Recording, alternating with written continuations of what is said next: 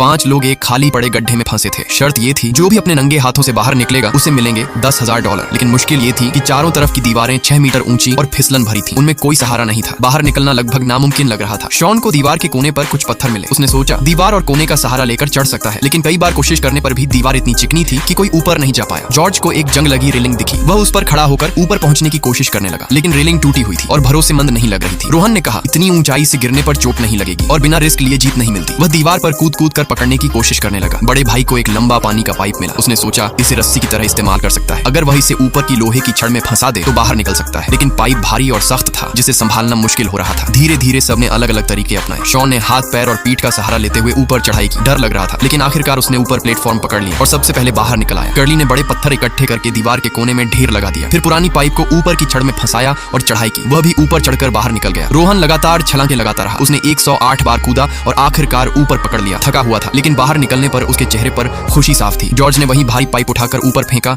और सही समय देखकर उस पर चढ़ गया। हालांकि पाइप फिसल रही थी, लेकिन उसने हिम्मत रखी और आखिरकार वह भी बाहर निकल आया। अब केवल बड़ा भाई बचा था। उसे एक उलझी हुई रस्सी मिली। उसने रस्सी को ऊपर बांधकर चढ़ाई शुरू की। धीरे धीरे मेहनत करके आखिरकार वह भी बाहर निकल